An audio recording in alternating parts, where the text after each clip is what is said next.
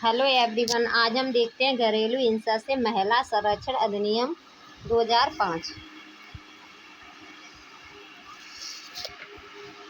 तो हम इसमें इम्पोर्टेंट सेक्शन देखते हैं। तो इसमें सेक्शन है हमारे, एक मिनट।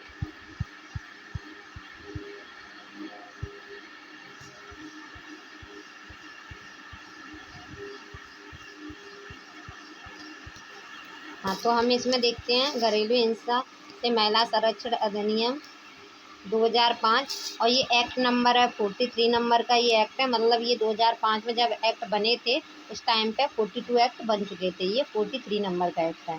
ये बन के तैयार हुआ था हमारा 13 13 सितंबर 2005 को। 2005 को ये बन के तैयार हो गया था। 13 सितंबर 2005 को बन के तैयार हो गया था और 26 अक्टूबर 2006 से ये लागू हो गया था। ये एक्ट नंबर है 43 और ये 13 सितंबर 2005 को बन के तैयार हुआ था और 26 अक्टूबर 2006 से ये लागू हो गया था। और ये एक्ट नंबर है, इसमें सेक्शन है 37। इसमें सेक्शन है 37। सेक्शन है 37।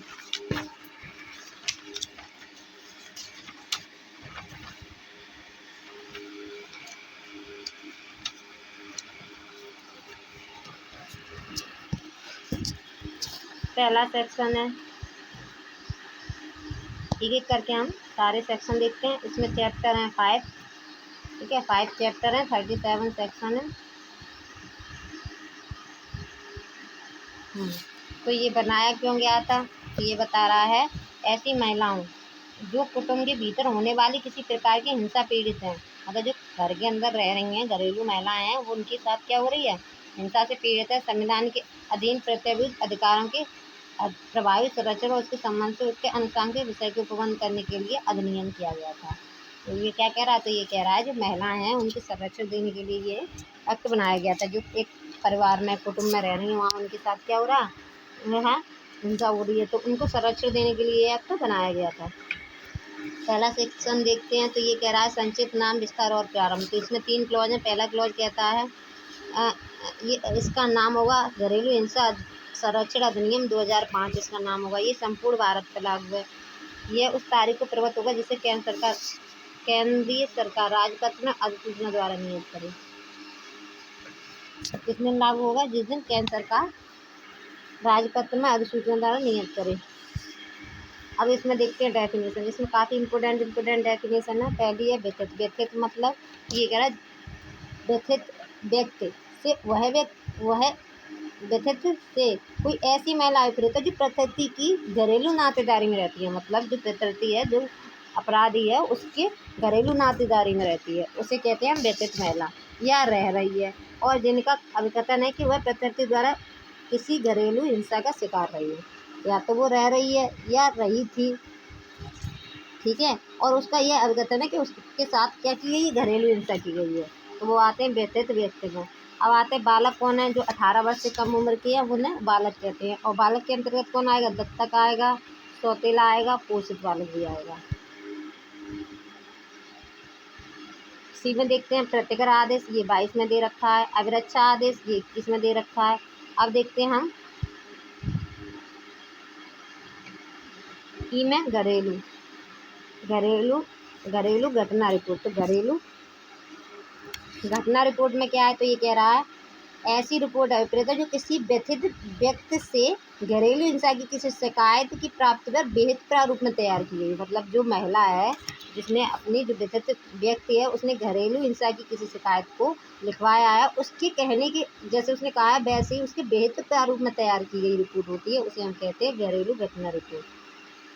अब आता है घरेलू नातेदारी क्या है। तो घरेलू नातेदारी आती है एफ में। तो ये कह रहा है घरेलू नातेदारी से ऐसे दो व्यक्तियों के बीच नातेदारी है जो साझी गृहस्थी में एक साथ रहते हैं। मतलब जो एक साथ रह रहे हैं उन्हें हम क्या मानेंगे, घरेलू नातेदारी में, या किसी समय एक साथ रह चुके हैं, या तो रह रहे हैं या रह चुके हैं। जब वे समरसता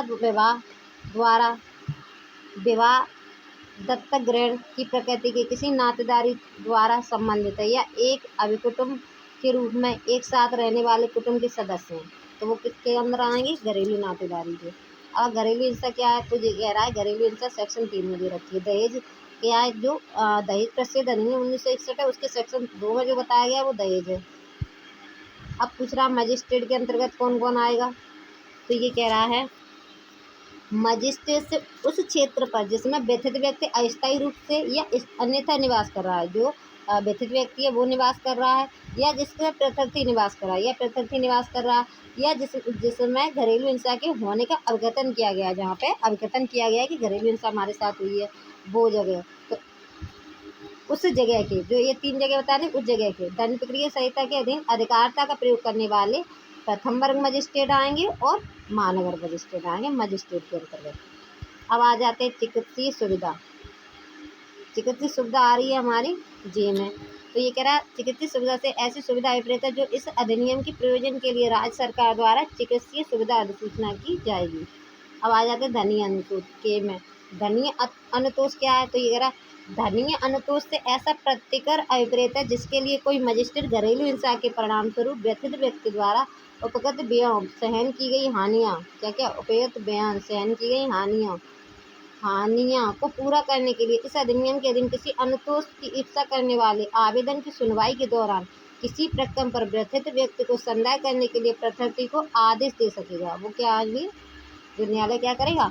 आदेश दे रहा है कि ये वाले पैसे आप दो, तो उन्हें कहते हैं धनीय अनुतोष।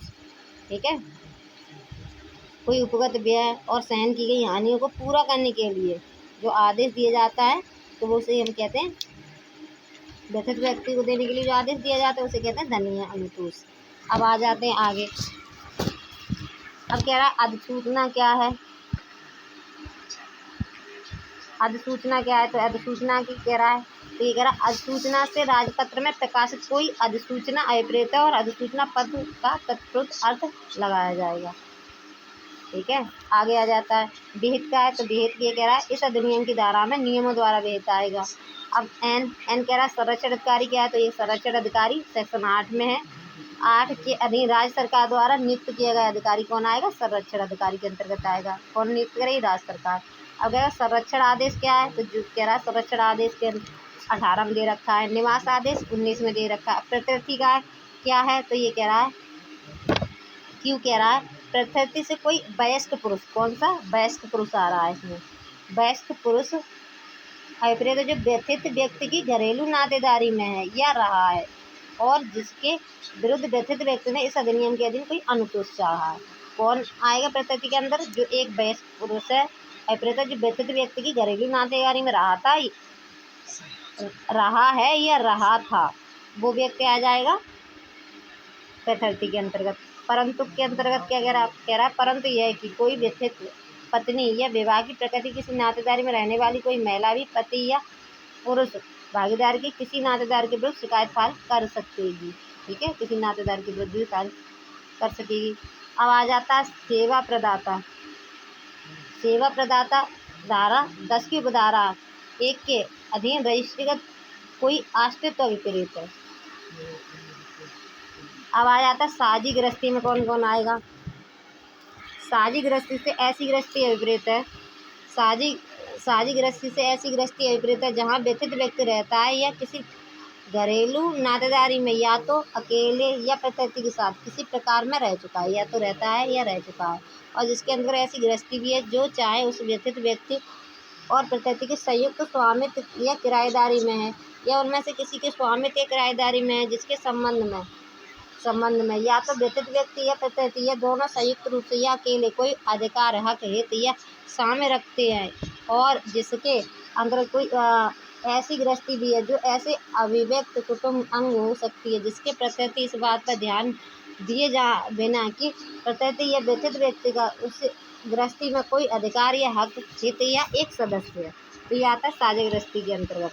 तो साझी गृहस्थी के अंतर्गत क्या हो रहा है कि साझी गृहस्थी में ऐसी गृहस्थी रहती है जहाँ व्यथित व्यक्ति रहता है या किसी घरेलू नातेदारी में या तो अकेले या प्रत्यर्थी के साथ किसी प्रकरण में रह चुका है, तो ये सब क्या ऐसी गृहस्थी होती है, उसे साझा गृहस्थी कहते हैं। अब आ जाता है अब ता में आए पी में आ जाता आश्रय गृह। आश्रय गृह क्या है? तो ये कह रहा आश्रय गृह से ऐसा कोई आश्रय गृह है जिसको इस अधिनियम के प्रयोजन के लिए राज्य द्वारा आश्रय गृह के रूप में अधिसूचित किया गया, उसे हम कहते हैं आश्रय गृह। अब आ जाता अध्याय सेकंड, और ये बताता है घरेलू हिंसा के बारे में। घरेलू हिंसा की परिभाषा के अंतर्गत क्या आएगा? तो कह रहा है इस अधिनियम के प्रयोजन के लिए प्रकृति का कोई कार्य, लोक या किसी कार्य का करना या आचरण घरेलू हिंसा घटित करेगा। ठीक है, क्या क्या आएगा? कार्य, लोक या किसी कार्य का करना या आचरण घरेलू हिंसा घटित करेगा यदि वह क्या व्यथित व्यक्ति के साथ क्या क्या कर रहा है? व्यथित व्यक्ति के स्वास्थ्य, सुरक्षा, जीवन, अंग की या चाहे जिसकी मानसिक शारीरिक भलाई की उपहानि करता है, या उसे कोई क्षति पहुंचाता है, या उसे संकट उत्पन्न करता है, या उसकी ऐसा करने की प्रकृति है, और जिसके अंतर्गत शारीरिक दुरुपयोग, लैंगिक दुरुपयोग, मौखिक व भावनात्मक दुरुपयोग और आर्थिक दुरुपयोग को कारित करना भी है। तो ये किसके अंतर्गत आए? घरेलू हिंसा के अंतर्गत। आगे आगे बता रहा है बी में क्या आएगा? ये बता रहा किसी दहेज या अन्य संपत्ति का मूल्यवान प्रतिभोग के लिए किसी विधिवत अंग की पूर्ति के लिए उसे या उससे संबंधित किसी अन्य व्यक्ति को प्रताड़ित करने की दृष्टि से व्यथित व्यक्ति को उत्पीड़न करता है, या उसकी उपहानि करता है, या उसे क्षति पहुंचाता है, संकट उत्पन्न करता है।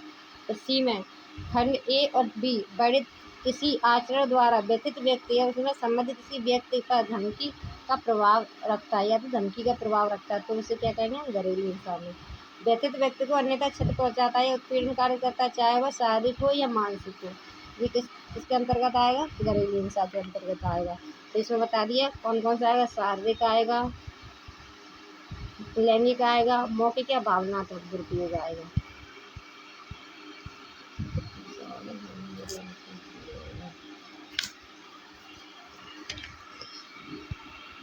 अब आ जाते हैं चैप्टर थर्ड बता रहा है संरक्षण अधिकारियों, सेवा प्रदाताओं आदि की शक्तियाँ और कर्तव्य।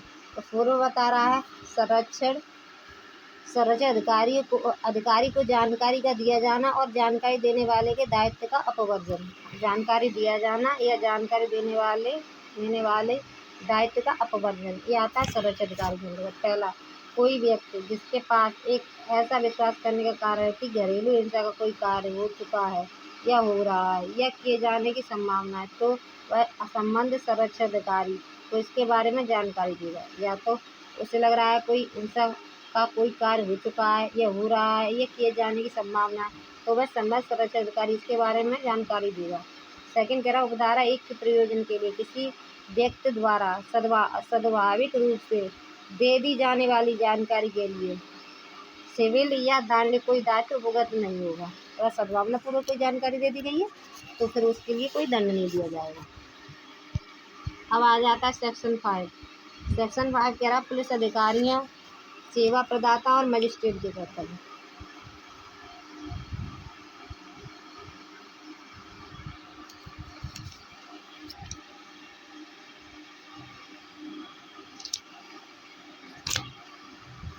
अब आ जाते हैं 5 कह रहा है कोई पुलिस अधिकारी, संरक्षण अधिकारी, सेवा प्रदाता, कोई पुलिस अधिकारी, संरक्षण अधिकारी, सेवा प्रदाता या मजिस्ट्रेट जिससे घरेलू हिंसा की कोई शिकायत प्राप्त हुई है या जो घरेलू हिंसा की किसी घटना के स्थान पर अन्यथा प्रतिबंधित है, या जब घरेलू हिंसा की किसी घटना रिपोर्ट उसको दी जाती है तो वह व्यथित व्यक्ति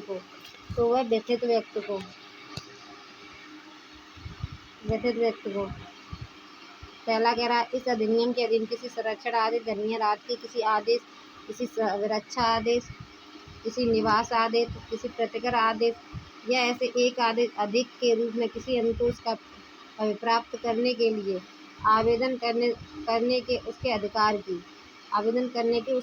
की सेवा प्रदाता की सेवा को उपलब्धता सेवा प्रदाताओं की सेवाओं की उपलब्धता कराएगा। ठीक है, संरक्षण अधिकारी की सेवाओं की उपलब्धता कराएगा। विधिक सेवा प्राधिकरण अधिनियम के निःशुल्क विधिक सेवा दिलवाएगा। फिर जहाँ कई सुसंगत हो भारतीय दंड संहिता की धारा 498A के अधीन किसी परिवाद फाइल कराएगा। ठीक है, ये है हमारे पुलिस अधिकारी और सेवा प्रदाता और मजिस्ट्रेट भी कर्तव्य। अगर उन्हें लग रहा है कहीं ऐसे घरेलू हिंसा का कार्य हुआ है तो फिर वो क्या करेगा, सेवा प्रदाता को सेवा उपलब्ध कराएगा, संरक्षण अधिकारी की सेवा उपलब्ध कराएगा। विधिक सेवा प्राधिकरण अधिनियम 1987 की निःशुल्क विधिक सेवा उपलब्ध कराएगा। जहाँ कहीं सुसंगत हो, भारतीय दंड संहिता 1860 की धारा 198 के अधीन किसी परिवार के फाइल करने के लिए उसे उसके अधिकार की जानकारी देगा। तो ये सारी जानकारी देगा कौन कौन, ये किसके कर्तव्य हैं, तो ये कर्तव्य है पुलिस अधिकारी, सेवा प्रदाता और मजिस्ट्रेट के।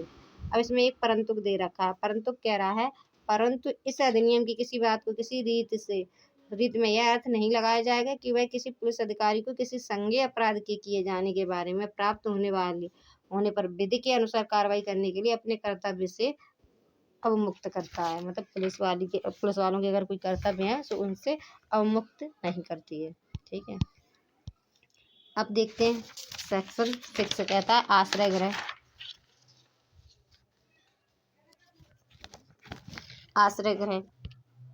आश्रय गृहों के कर्तव्य क्या है? यदि कोई व्यक्ति या उसकी ओर से कोई संरक्षण अधिकारी या कोई सेवा प्रदाता, या तो कोई व्यक्ति या कोई संरक्षण अधिकारी या कोई सेवा प्रदाता किसी आश्रय गृह में भार साधक व्यक्ति से उसके आश्रय उपलब्ध कराने का अनुरोध करेगा। ठीक है, तो ये बता दी क्या करेंगे, आश्रय गृह में उसे आश्रय दिलाने का अनुरोध करेंगे। तो आश्रय गृह का ऐसा भार साधक व्यक्ति व्यथित व्यक्ति को आश्रय गृह में आश्रय उपलब्ध कराएगा। फिर आ जाता है चिकित्सीय सुविधाओं के कर्तव्य सेक्शन 7 में। तो ये कह रहा है, यदि कोई व्यथित व्यक्ति या उसकी ओर से कोई संरक्षण अधिकारी, या तो व्यथित व्यक्ति या कोई संरक्षण अधिकारी या कोई सेवा प्रदाता किसी चिकित्सा सुविधा के भार साधक व्यक्ति से उसके कोई चिकित्सा सहायता उपलब्ध कराने का अनुरोध करेगा, तो चिकित्सा सुविधा को ऐसा भार साधक व्यक्ति व्यथित व्यक्ति को उस चिकित्सा सुविधा चिकित्सीय सहायता उपलब्ध कराएगा। तो ये क्या कह रहा है, कोई व्यक्ति है उसे क्या किया जाए, व्यथित व्यक्ति उसे क्या कराया जाएगा, चिकित्सीय सुविधाएं उपलब्ध कराई जाएंगी, आश्रय गृह उपलब्ध कराए जाएंगे। फिर है संरक्षण अधिकारियों की नियुक्ति। संरक्षण अधिकारियों की नियुक्ति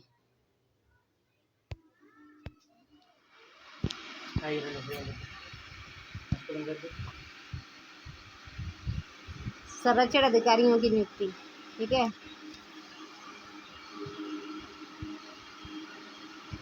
संरक्षण अधिकारियों की नियुक्ति तो कह रहा है, राज्य सरकार क्या करेगी, राज्य सरकार अधिसूचना द्वारा प्रत्येक जिले में जितने उसे आवश्यक लगे उनमें संरक्षण अधिकारियों की नियुक्ति करेगी। तो ये पहला बता दिया। ठीक है, और जो क्या करेगा, अपनी शक्तियों का प्रयोग करेगा और कर्तव्य का पालन करेगा। राज्य सरकार करेगी, राज्य सरकार क्या करेगी, संरक्षण अधिकारियों की नियुक्ति करेगी। राज्य में जिले में उतने संरक्षण अधिकारी की नियुक्ति करेगी जिसे उसे आवश्यक हो, जिले में करेगी।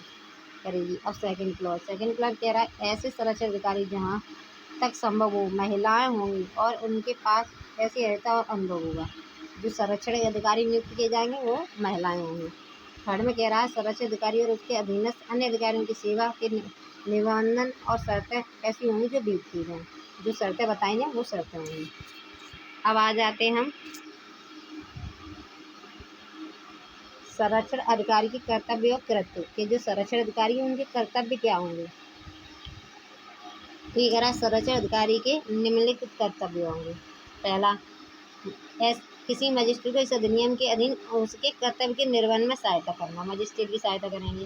दूसरा कह रहा है, किसी घरेलू हिंसा की शिकायत की प्राप्ति में किसी मजिस्ट्रेट को ऐसे प्रारूप और रीत जो विहित की जाए घरेलू हिंसा की रिपोर्ट करना। तो क्या करेंगे, अगर उन्हें लग रहा है कि घरेलू हिंसा हुई है, उन्हें शिकायत प्राप्त होगी, तो उन्हें क्या करेंगे, मजिस्ट्रेट को घरेलू हिंसा की रिपोर्ट करना।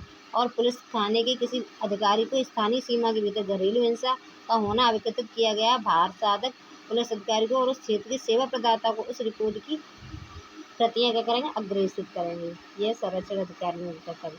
संरक्षण अधिकारी क्या करेंगे, मजिस्ट्रेट को बताएंगे कि यहाँ पे कोई घरेलू हिंसा की शिकायत आई तो उनकी रिपोर्ट मजिस्ट्रेट को भेजेंगे, पुलिस अधिकारी होगा वहाँ और सेवा प्रदाता को इस रिपोर्ट की प्रतियां भेजेंगे। ठीक है, आगे सी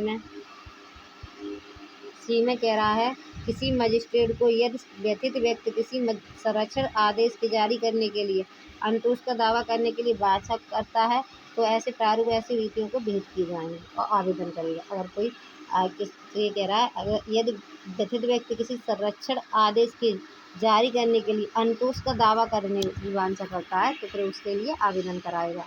फिर कह रहा है आगे, यह सुनिश्चित करना कि किसी व्यथित व्यक्ति की विधिक सेवा प्राधिकरण अधिनियम 1987 के अधीन विधिक सहायता उपलब्ध कराई गई है और उस विधि प्रारूप को जिसमें शिकायत की जानी है मुफ्त उपलब्ध कराएगा। क्या करेगा? मुफ्त उपलब्ध कराएगा।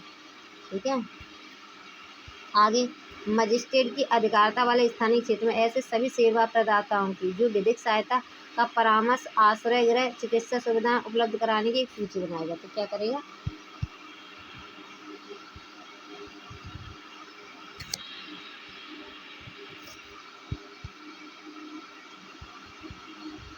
और मजिस्ट्रेट की अधिकारिता वाले स्थानीय क्षेत्र में ऐसे सभी प्रदाताओं की विधिक सहायता या परामर्श, आश्रय गृह, चिकित्सा सुविधा उपलब्ध कराते हैं एक सूची बनाएगा।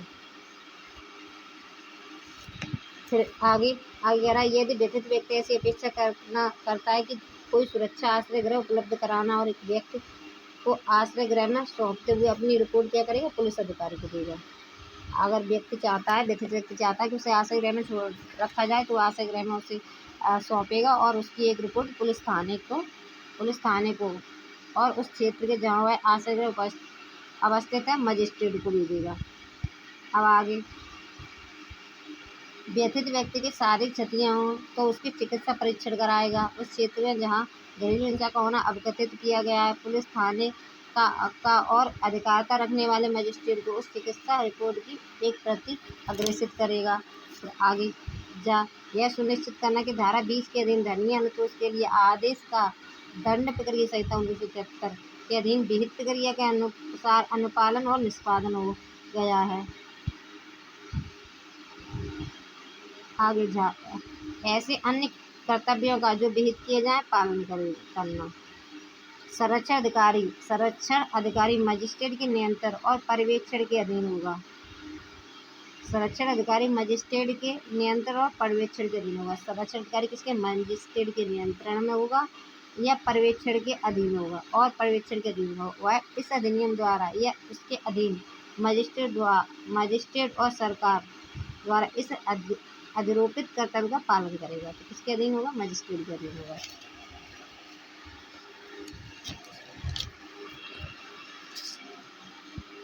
बता रहा है सेवा प्रदाताओं के बारे में। तो सेवा प्रदाता के बारे में क्या बता रहा है? तो ये कह रहा है, ऐसे नियमों के अधीन रहते हुए जो नियमित बनाए जाएं सोसाइटी रजिस्टर अधिनियम 1860 के अधीन रजिस्ट्रेट कोई स्वैच्छिक संगठन या कंपनी अधिनियम 1956 के अधीन या तत्समय प्रवर्तित किसी अन्य विधि के अधीन रजिस्ट्रेट कोई कंपनी जिसका उद्देश्य किसी विधिपूर्ण साधनों द्वारा महिलाओं के अधिकारों और हितों का संरक्षण करना है। मतलब ये बता रहा है कि जो कोई अधिनियम है इनके तहत क्या है? महिलाओं का संरक्षण करना है, जिसके अंतर्गत विधिक सहायता, चिकित्सीय सहायता, अन्य सहायता उपलब्ध कराना। स्वयं को इस अधिनियम के प्रयोजन के लिए सेवा प्रदाता के रूप में राज्य सरकार के पास रजिस्टर कराएगा। तो ये बता रहा है, NGO वगैरह होते हैं जो समाज कल्याण के लिए कार्य करते हैं उनके बारे में बता रहा है। तो ये कह रहा है सोसाइटी रजिस्टर अधिनियम 1860 और रजिस्टर कोई स्वैच्छिक संगठन या कंपनी अधिनियम 1956। तो ये क्या करेंगे? राज्य सरकार में क्या करेंगे? अपना रजिस्ट्रेशन कराएंगे। जो चिकित्सा सहायता, अन्य सहायता उपलब्ध कराना है, विधिक सहायता उपलब्ध कराते हैं तो वो क्या करेंगे? राज्य सरकार के अधीन क्या करेंगे? रजिस्टर कराएंगे अपने आप को पहले। हाँ, फिर आगे कह रहा है, किसी सेवा प्रदाता के पास जो धारा 1 के अधीन रजिस्ट्रीकृत है निम्नलिखित शक्तियाँ होंगी। अगर जिसका रजिस्ट्रेशन हो गया राज्य सरकार में उसका क्या होंगे? NGO वगैरह उनका क्या है? शक्तियों के बारे में बता रहा है। अगर यदि व्यथित व्यक्ति ऐसी वांछा करता हो तो विहित प्रारूप में घरेलू हिंसा के रूप में अभिलिखित करना और उसकी एक प्रति क्षेत्र में जहाँ घरेलू हिंसा हुई है अधिकारिता रखने वाले मजिस्ट्रेट और संरक्षण अधिकारी को अग्रेसित करेगा। NGO क्या करेगा? कोई अगर उन्हें लग रहा है कि घरेलू हिंसा हुई है तो फिर उन्हें उनकी एक रिपोर्ट बनाएगा और अधिकारिता रखने वाले मजिस्ट्रेट को और संरक्षण अधिकारी को अग्रेसित करेगा।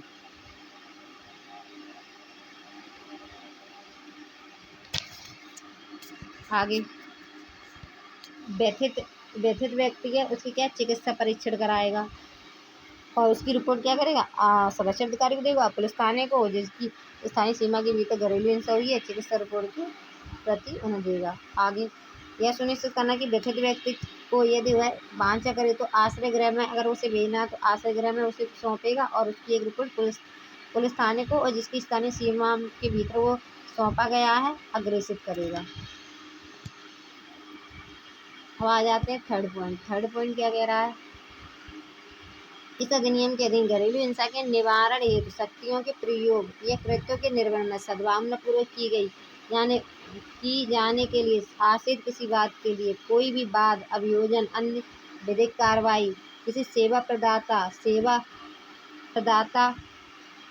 के किसी सदस्य के जो इस अधिनियम के अधीन कार्य कर रहा है या करने वाला समझा जाता है, करने के लिए तात्पर्य विरुद्ध नहीं होगी। तो ये कह रहा है, अगर कोई घरेलू हिंसा की कोई निवारण हेतु कोई शक्तियों का प्रयोग करके अगर कोई सेवा प्रदाता है या सेवा प्रदाता का कोई सदस्य अगर कोई कार्य कर रहा है सद्भावनापूर्व, तो उसके विरुद्ध कोई कार्रवाई नहीं की जाएगी। अब सरकार के कर्तव्य क्या होंगे, तो सरकार के कर्तव्य, केंद्र सरकार और प्रत्येक राज्य सरकार यह सुनिश्चित करने के लिए सभी उपाय की इस अधिनियम के प्रबंधों के नियमित अंतराल और लोक मीडिया माध्यम से, जिनके अंतर्गत टेलीविजन, रेडियो, प्रिंट मीडिया भी व्यापक प्रचार करेगी। तो जो घरेलू हिंसा से संबंधित जो वो हो रहे हैं, घरेलू हिंसा से संबंधित क्या करेगी, प्रचार करेगी, ये क्या किया जाए, ये घरेलू हिंसा के अपराध हैं, इन्हें ना किया जाए। तो इनके लिए लोक मीडिया माध्यम, टेलीविजन, रेडियो, प्रिंट मीडिया इसे क्या करेगी, प्रचार करेगी। सी में कह रहा है, केंद्र सरकार और राज्य सरकार की अधिकारिता को, जिनके अंतर्गत पुलिस अधिकारी और न्यायिक सेवाओं के सदस्य, पुलिस अधिकारी और न्यायिक सेवाओं के सदस्य इस अधिनियम द्वारा उठाए गए विवादों को समय समय सुदृढ़ और जानकारी प्रशिक्षण दिया जाएगा। इनके द्वारा क्या दिया जाएगा, जानकारी और प्रशिक्षण दिया जाएगा, इससे घरेलू हिंसा ना बढ़े।